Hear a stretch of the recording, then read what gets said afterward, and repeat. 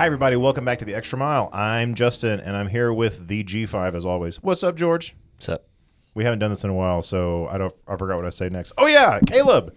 In Caleb's dark abyss of the corner. Caleb's Corner. It's timeless. It's lightless, except for the shining light that is Caleb. What's up, Caleb? Hey. We fixed that in post, though. He literally is an example of, Shining light. just shining light. That's right. It's always his smile, I think. We need to get a light on you eventually. Bing. When it's time, there you go. When it's time for Caleb's Corner, I'll push a button and it'll just be like, ding. Awesome. Well, Awesome. I think when we upgrade the lights here, eventually, we need to give you like a little spot. Perfect. I think we can even get you a backdrop or something. I don't know. We got to upgrade your little cloth. We can get, you know how George has that giant frame picture of, what is it? Yeah, it's a Kramer. Kramer in his office? We'll do the same thing, except have Nate. Does that sound good, Nate? Looking over your And shoulder. we need an oil portrait of all the elders. Right here. Just no. I like just Nate. Just Nate's face. But every time it cuts to you, it's a different portrait. I think that'd be great. Well, This is a great gag Christmas gift or something. I know. That would be so That'd be good. awesome. Yes. It's a time for reflection on the Extra Mile, and we're at the end of 2024. Yeah, this is a special episode where we kind of go back and look at some of our previous guests and just kind of review their answers to our question that we have at the end of every episode for a guest speaker, and that is, how would you go the extra mile? Yeah. And what does that mean for you? And so we're going to go ahead and do that and kind of look at them. So we're going to start with Cal. Okay. This is Cal Winston. The young people that have come to me in the years, they look at my life and then they start hearing what I've just shared with you guys, and they're like, well, how do you know? And it's like, you don't know. You don't know. But you do know. For one, you're only going to get out of life what you put into it. If you can't put that video game controller down and make a life for yourself by the time you're 33 years old, you're doing something wrong, really. Because you're waiting for the opportunity, to fall on you. And so don't wait, because you're only, if you're not putting anything into life, don't think anyone's going to give you anything. After you play video games for 15 years, after your 15th birthday, and now you're still doing it constantly, you have no skill, you have no value, you have no content to bring to anybody's table or any opportunity. Don't think the Lord's going to give you an opportunity, because he's just not going to do that to somebody. He just not going to do it. So to put the initiative forward, if you just pick up your feet and start moving, the opportunities will be there. But you have to get out of your basement and go look around. And then, because you're not going to see it from where you're sitting. If you're stuck in the mud, you feel like you're stuck, you're not going to see an opportunity, and you're not going to create an opportunity, from that place. Well, that was really good. It's very similar to the idea, look, God's going to make it rain, but you've got to prepare your field if you're going to expect any crop. Mm-hmm. And, I love Cal's wisdom. Yeah, I think it's, I don't know if I would necessarily, I love him, and it is wise to say, don't be idle. But I don't know, I'm a video gamer, and so it's a little close to home for me. I think that's just I think that's just a generation thing. That's their example. And for us, idleness today, it's going to be scrolling. Yeah. So it's Absolutely. He's speaking to some truth. We just have to have our millennial filters on. Okay? We get that we can still play video games as a pastime. But yeah, the truth is still there. I'm reading a book on King Henry V, and his big thing is don't be idle. And sometimes I feel that. Sometimes I feel like I am not living in a real world, like real life. And I'm like, oh yeah, I need to actually. Life is happening around us, and we're looking at it through our little screen. Yeah. So virtual. Reading articles and only headlines. I think the wisdom that Christ gives us is to be prepared, like you were saying. Don't be idle, pick up your feet. And that's what he said, is pick up your feet. Don't just be wasting away in your basement, waiting for something to happen. You have to go out and sort of carpe diem. You have to seize the day. Yeah. But doing it for Christ. Yeah. I mean, the number of times that God told man to get up and go and do something, and it happens over and over and over again. So it was a really great point of how to go the extra mile. Pick up your feet and go. You got to start. Yep. Got to start. That's how we're going to end all the little. I should start doing that. Everyone.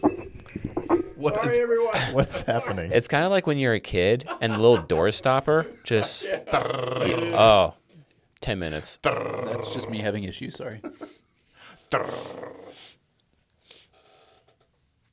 Yeah, next one. we'll have like next a one is Tim Jennings. We'll have the Hans Zimmer like Inception noise, like "Daw." Tim Jennings, "Daw." And here we go. Okay. Going the extra mile.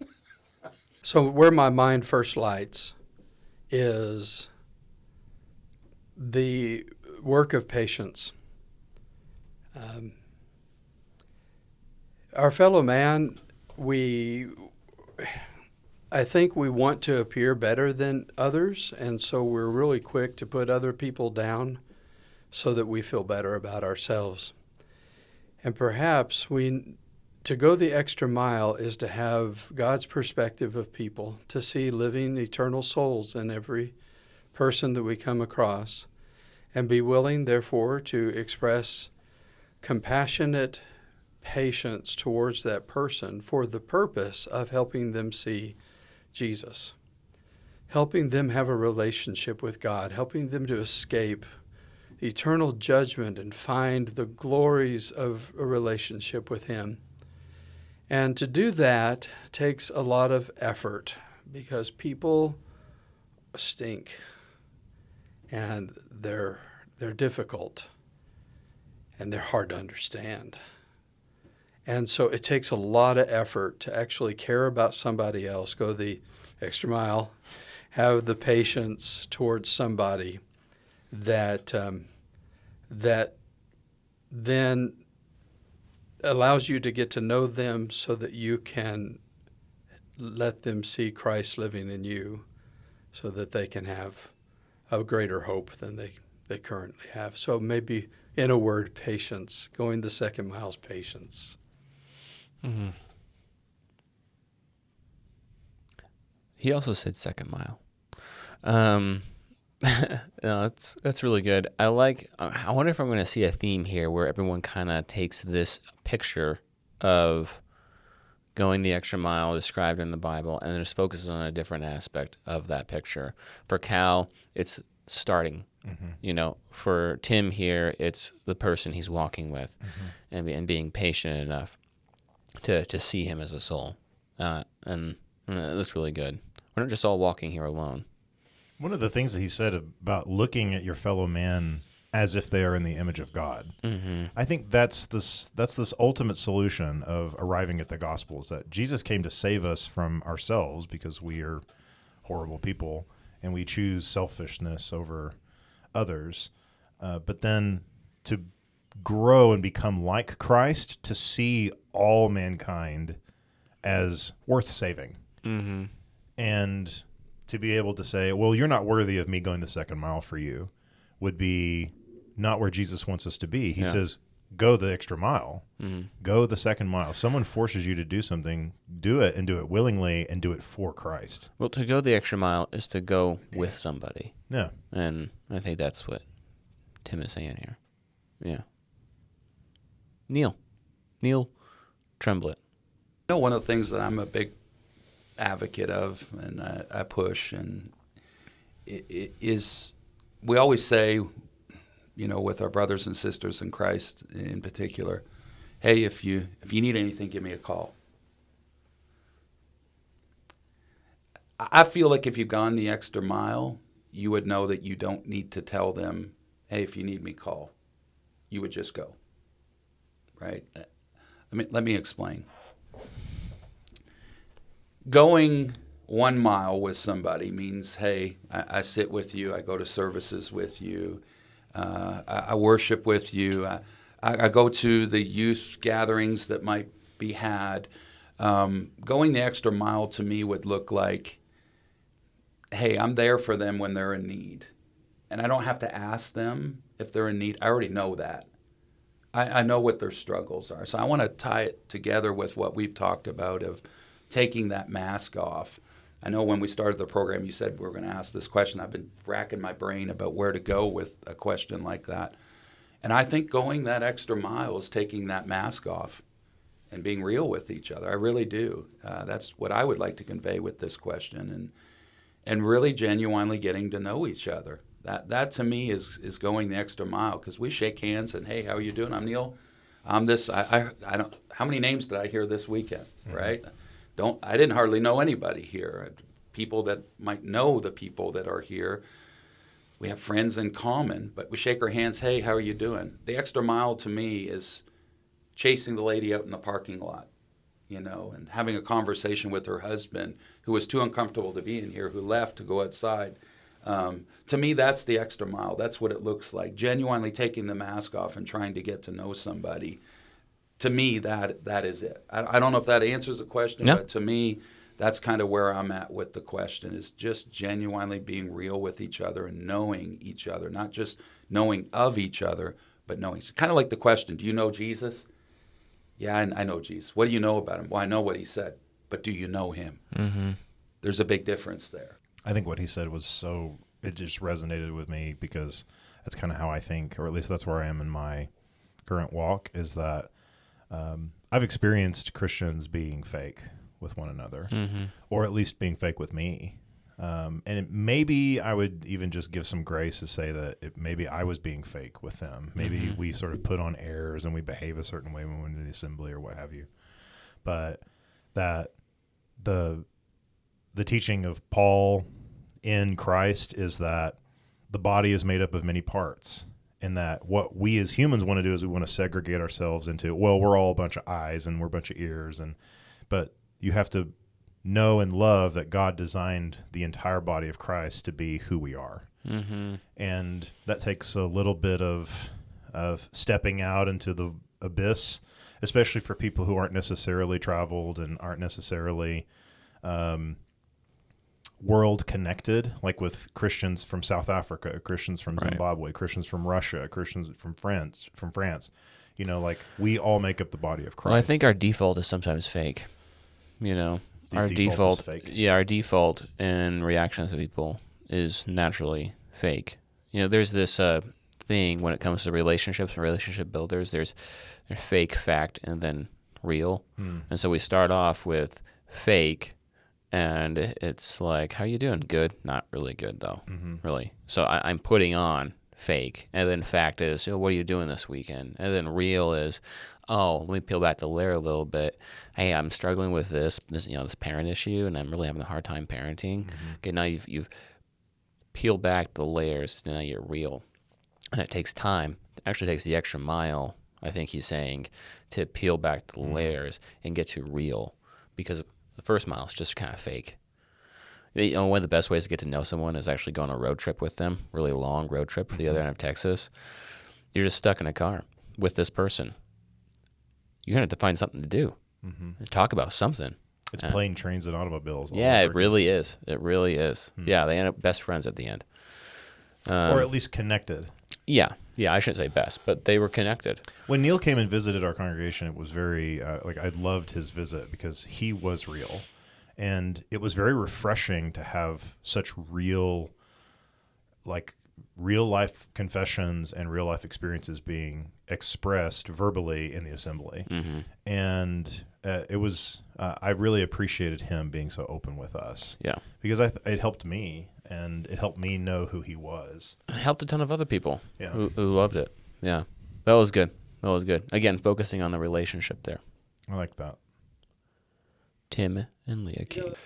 So nobody, I don't think, wants to go the extra mile. If you're in that, what you explained as the scenario, it seems like Jesus is saying, do this because I know you're not going to want to. This isn't, they're imposing on your will, and because they have the upper hand, we're both made in his image, we're both human, they've just been given a role, and they're going to do something that I don't want to do here. What it feels like is, and there's this term, embrace, excuse the terminology, I guess, embrace the suck. Embrace the things in life that you hate. And I think it's a book that's called that, if I'm not mistaken. But that concept is this philosophy of just do it anyway, because it's going to lead to something that you may never see the inside of, nor the backside of. But you just trust that you were positioned at the right time to do what you were called to do, and just do it. I think of James 1:2-4, consider it all joy when you encounter these different things, because the testing of that's going to lead to something that's endurance. That's power for you to have if you can just endure this. And so I think of that, if there's something I don't want to do, and man, it wasn't set up for me to do it in the first place. It was just right place, right time. I'd have to just, on the strength of the Lord, say yes. Give me the power to say yes, and the strength to go through with it all the way without complaining as you would, because this is not what I want to do. I see that as the extra mile. It makes sense right now in the moment that it's going to be what I today, as another book says, eat that frog, the thing you don't want to do today, but you get it done the rest of the day is right. So yeah, this is the Lord's work maybe that happens in that mile extra stretch that he intends, because he knows how awesome you are at doing what you do in moments that he calls you to do them, and he intends to use that today. So I would advise that you do it without complaint. That just is the most sports take on that question, which makes sense from his pitcher, as a pitcher and a coach, and I love it because his focus is on the struggle of the extra mile. That second mile is, it's hard. You've just done the first mile, now you're going to the second mile, and it takes work. And someone who was an athlete and experienced a lot of that, I know just from training and from experience that it hurts to go to your limit, to push your body to the ultimate limit. It hurts. It's not comfortable. It's psychologically draining. It's physically draining. But then there is a level that you arrive to. I mean, eventually your muscles just give out, which is rough. But then once you do that, your muscles repair and you get stronger. Well, yeah, it's like working out. Yeah. You don't see the benefits right away, but later, after the second mile, you see the benefits. The word is almost thrown around too much nowadays, but it's called the grind. Like, oh, well, you got to grind this and grind. It's like, well, yeah, but the original concept of the grind is that you're going to do something that is arduous and repetitive and something that you don't want to do because you'd rather be doing something else that's not the grind. Right. But that I really like watching these restoration videos where they'll take a piece of steel and they'll mill it down. And then my restoration guy or my mechanics guy, he'll sit there with files and he'll just methodically start rounding over the corner of this piece of metal, and I'm like, that's going to take forever. And then it cuts to him being done. I said, I bet he did that for 20 minutes. Oh, it took it for just in the video. It looks so easy. Like they have magic potion or something, like a rug that's so dirty and then clean, an old antique thing. And then it's like, oh wow, I can actually see the face on that coin. I was doing a new service for a friend, and I haven't really done field electrical work in a while, and so I was like, I'm going to do this right. So I went and bought a file, and I was inspired, so I did a knockout, and it always has these little burrs. And so I was like taking off the burr, and I'm like, wow, I did like 50 strokes, and it's still there. Okay, let's go a little more. And so eventually, that took way too long. And so I have a lot of respect for the grind. But that's a great take on, as a Christian, and he even concluded with what I agree with him, is that it's not about just doing it and then having a bad attitude secretly in your heart. It's consider it a joy that you're doing it. And so that's a different mindset, to go the extra mile, even though it hurts, even though it's hard, and then do it with a heart of joy because you're doing it for God. And redemption's on the other end of that mile. Exactly. Yeah. Really good. Really good. Okay, let's look at Ethan Fulton. I think that, and you touched on it already, that passage in Matthew, Sermon on the Mount, if your right hand causes you to sin, cut it off. Battling sin causes us to have to take drastic measures. We have to have uncomfortable conversations. We have to do things that we don't want to do naturally as humans. And I would say specifically in relation to this weight loss discussion, for some reason, this has been a more acceptable, like socially acceptable thing to struggle with. It's like, I walk through the church doors 400 pounds and literally like killing myself, and where is the fight against that sort of temptation like there is against, if somebody came in, stumbling over drunk. And so it's like both are equally damaging to our bodies. Both are equally sinful. Both are equally, hard temptations. And so I would say, let's not be afraid to have these conversations. Now it's different with weight loss. Like, hey, George, I know you're packing on a few extra pounds. Like, can I help you eat healthy? Like, something. It's very different. But like, when somebody voices their struggle, like, and I'm not saying like for me, I'm not asking for help right now. Like, right. No. But let's fight as hard against this sort of temptation as any other sin or any other temptation. And let's fight sin equally as hard as any other sin, because sin is sin and it's destructive and it's equally harmful to ourselves. So let's build each other up. Let's love on each other. Let's show grace to each other. And let's not be afraid to have conversations of, hey, this is what I am currently struggling with. Not something in the past, like this is not getting better. It's not good right now. It's not, it's still here. I'm in the trenches. Like, I need help. And so let's not be afraid to have those conversations, because, that's what we're trying to do. We're trying to be better servants for the kingdom of God. That was very similar to kind of like what Neil was saying, peeling back the layers, finding out the problems. And, a self-awareness. I think what Ethan was really expressing in his visit with us was that he is becoming more comfortable with the fact that he can talk about it, that he can even be open with himself. That's almost spread around too much these days, is denial. Well, you're just in denial, where you can give people a lot more credit that they are connected with themselves. Like, they're not just living in deception of their own awareness. They might be on that first layer of fake, but there are people who do that even with themselves. They're just completely in denial.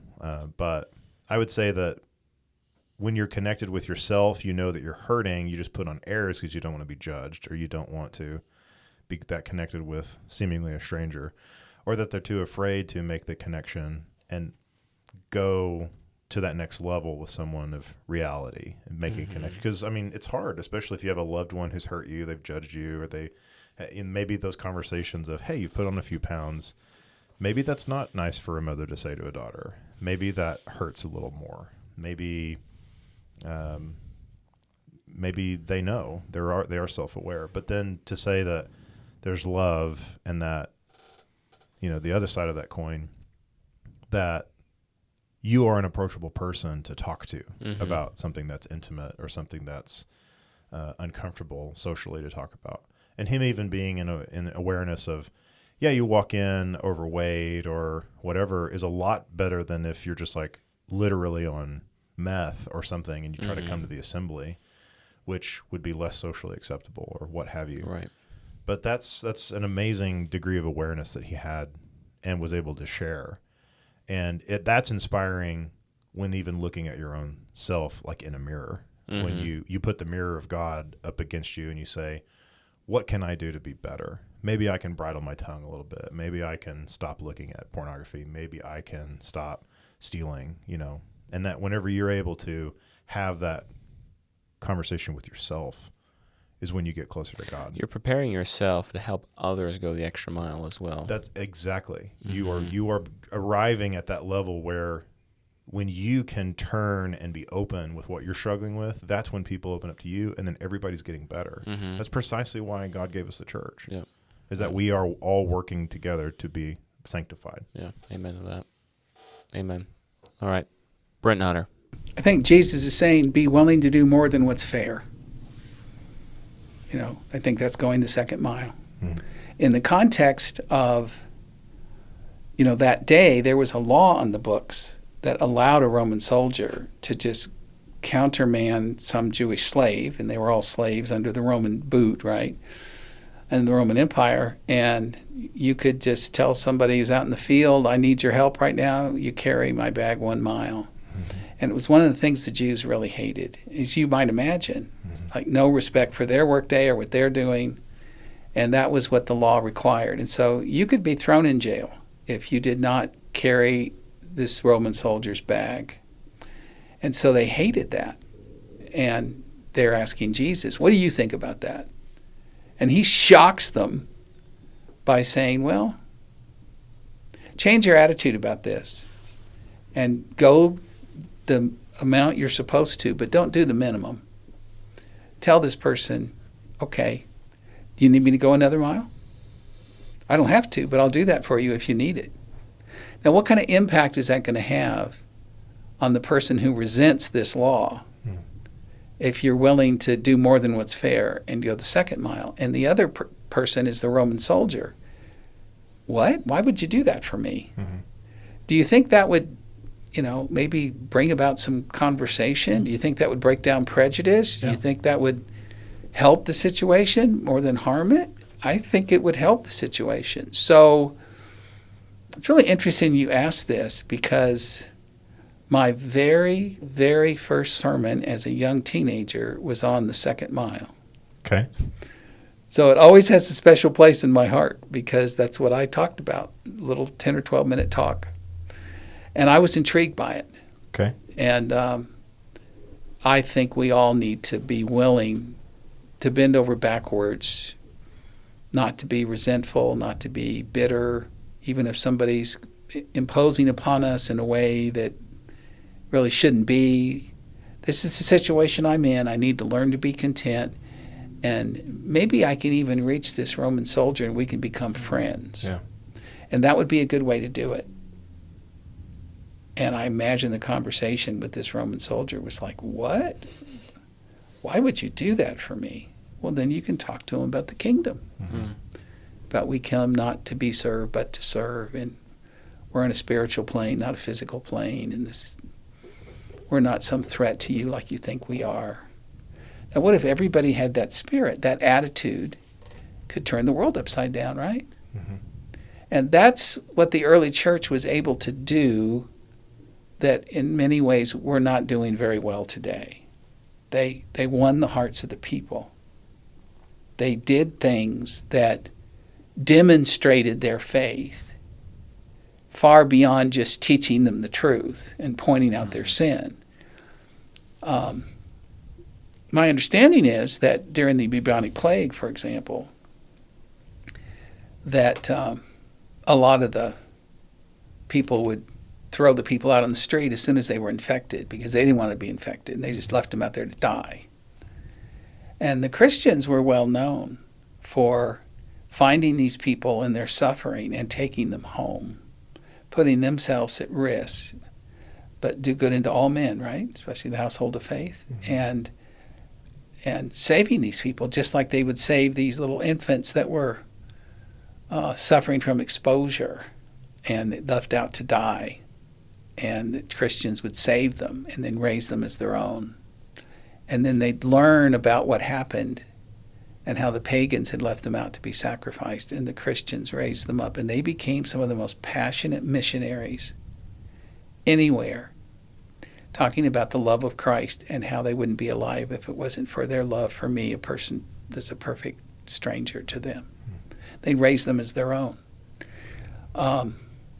So, the fact they would be willing to give up their life for Christ when they're thrown to the lions, and instead of being concerned about trying to do something that might get the Caesar, whoever it was, to change their mind about them, being executed that day, they would be praying for the people in the stands.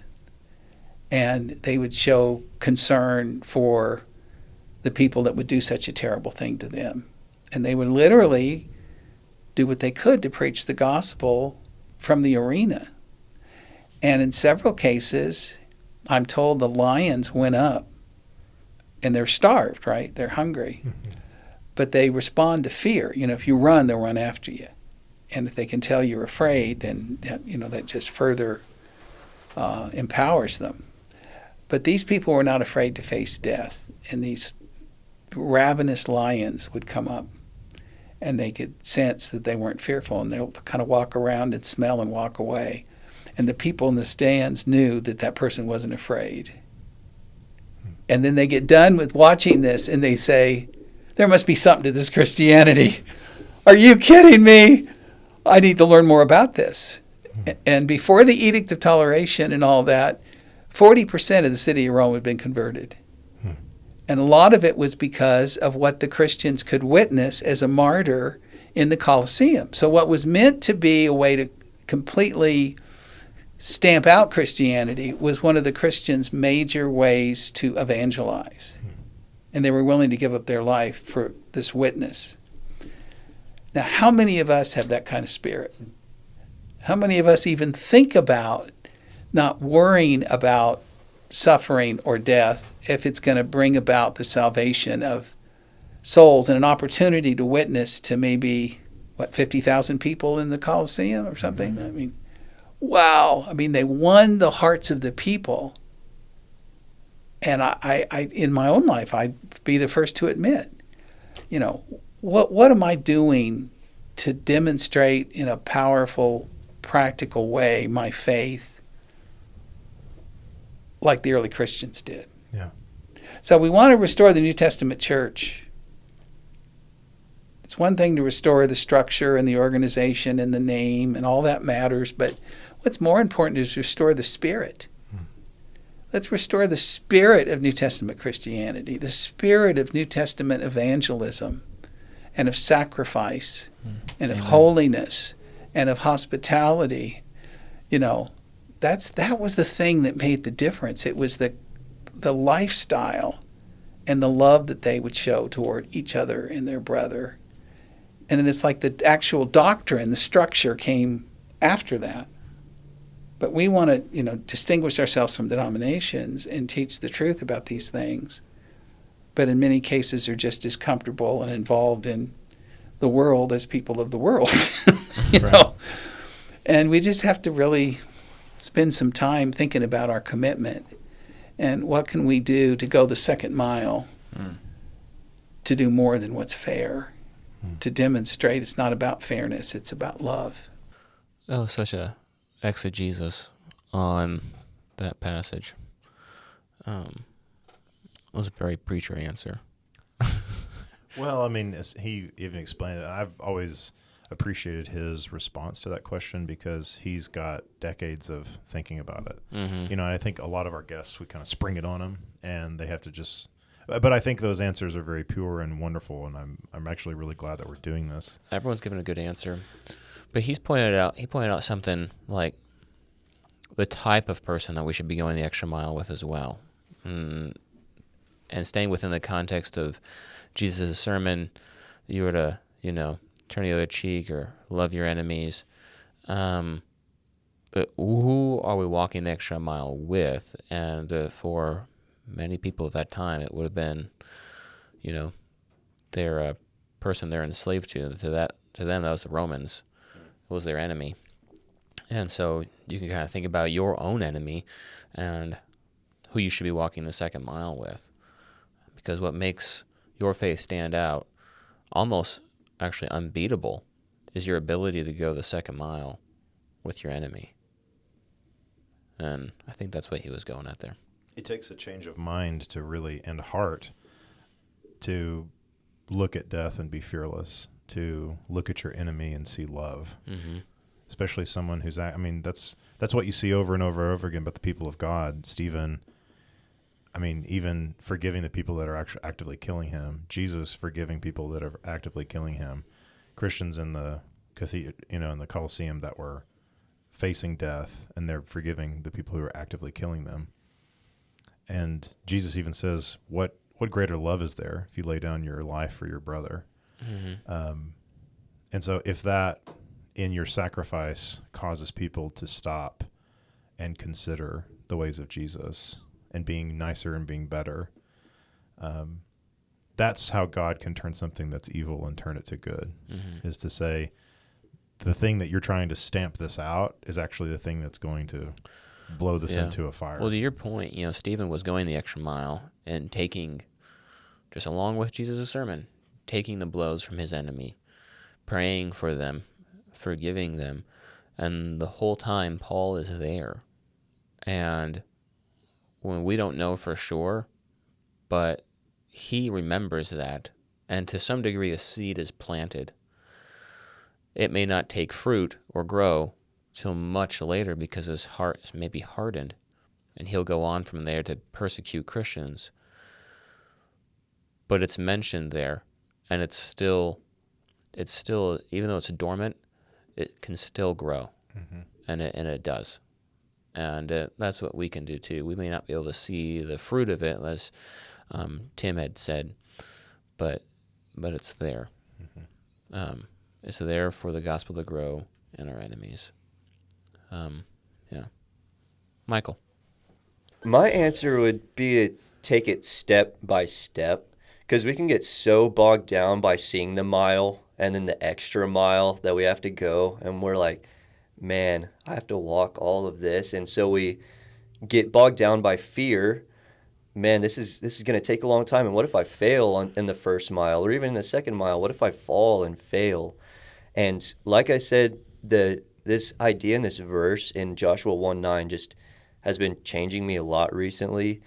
So that idea, we have this mile, and then the extra mile after that, we need to be strong and courageous as we take one step at a time. We got to take action, because we can think about taking this mile as much as we want, but if we just think about it, we're not actually walking it. We got to do, we got to act, we got to work, and we have to do it in a way that we're not so fearful, because God's with us, not fearing the failure of the mile and then fearing the failure of the second mile. And I think that's, if we can get past that fear of failure and rejection and take that walk and our walk with God seriously and in a way that we are loving him and in a relationship with him, then if we have that relationship, it's going to produce strength and courage. It's not something we have to try to work out ourselves, or if you work out enough or read enough or get enough money, you'll finally be strong and courageous enough. It's something that God produces in us. And so, yeah, my answer would be we've got to start taking steps. We can't just talk about or think about the miles, but we got to actually start doing it. So Because he pointed out something, actually, I think anyone else has pointed out, or maybe I haven't heard it yet, and that is, God is also there on the second mile with us, helping us be strong and courageous. And the reason why we're going the second mile is because God gives us the strength to walk with our enemies, to help out our brothers, to unveil ourselves and be open. God gives us not just the opportunity, but he lays the groundwork for us to actually go the second mile. There's no fear when God is right there with you. Right. His ways are a lamp unto my feet and a light unto my path. Even though it's difficult, it's like, well, God is with me, so I have to go the second mile. It's no longer, no, I'm going to go the second mile. Yeah. That's good. All right, last one, Chuck Durham. Having preached for over 40 years, watching brethren sometimes churches that split apart over things that were not doctrinal. Yeah. At the end of the day, it was personality. I'm not saying that every situation God will take care of and judge in the end, but I wonder sometimes about me and how I feel about anybody else. Do I want to stand in that last day and not have forgiven somebody of what, as big a slight as it might be that your daughter was raped or murdered, is nothing compared to what we've done to God. Nothing compared to how we've treated him. To think of brethren who can't even darken each other's doors of their building, who can't come and be a part of what we're going to do tomorrow, for instance, over what, really, at the end of the day, and not be forgiving and saying, you know what, I don't want to stand the day of judgment and him look at me and say, you were that guy I was talking about in Matthew 18. I was redeemed from terrible things, but for me not to be able to forgive that brother who's also likewise redeemed, God's going to have something to say about that. So the second mile there, from his perspective, is, I like how he's connecting forgiveness with going the second mile. It's like, no, we're all on this journey together. And if I can't forgive somebody, I'm not even willing to go the second mile with someone, and Jesus commands me to do that. And if I'm holding a grudge or not willing to forgive them, I'm pushing them away, and I'm doing the exact opposite of what Jesus says. And so forgiveness opens the door to the end of that second mile. Maybe there's a third or a fourth or a fifth, but at the end of the journey, we're all there together. If you don't have love for your brother, the love of God is not in you, and you're a liar. That's what the Bible tells us. Yeah. So those are all really good. I like how each one kind of took that scenario of walking with someone and focused on a different aspect of it. Maybe it was the person, maybe it was God, maybe it was the walk, maybe it was the start, maybe it was the end. They all really did a good job. Did you put this together in a specific way? Because I feel like Cal started with, you just got to take the first step. And then Chuck was like, no, this is, the same thing, but the ending when we're all together, that's what's all about. So it kind of bookmarked real well everything that was said. I tried to.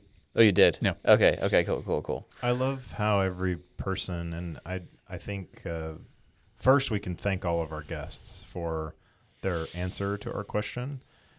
I think it's a great exercise to talk about the teachings of Jesus, because to speak it out loud among other Christians, and even to those who are seemingly in the world, to be able to say, consider these life changes that either I am wholeheartedly in agreement with, and that I've walked the walk, and this I'm looking back as a wiser older man telling the younger generations, this is how you do it. Or if you're a young person saying, I am ready for the opportunity, and when it comes, I know how to behave. Because I'm listening to the wisdom of Jesus and the wisdom of older Christians who've done it. I think that to continue to ask this question to our guests and to continue to flesh out those ideas just completely rounds out how wholesome and how relatable Jesus' teaching is to us in being humans and in our life, and how we're expected to behave toward our fellow man. Yeah, well, every one of them had a different perspective on the same verse, and it just goes to show you how practical our faith can be in everyday living. And that's actually why I do like the name, is because it brings about what we're trying to do here on this podcast, is to bring life and faith together, which is what we're doing on the Extra Mile. And so, again, a big thank you to all of our guests. We are honored that everyone came on and talked with us, and I hope that it affected you in a positive, godly way. And with that, go so. If you want to know more about the Bible, or you have any questions, our email is in the description below. You can DM us. We'd love to hear from you. And if you're looking for a church family, or you're in the Lubbock area, we invite you to come visit and hang out with us in Milwaukee. We love for you to find a church who practices the love of Christ.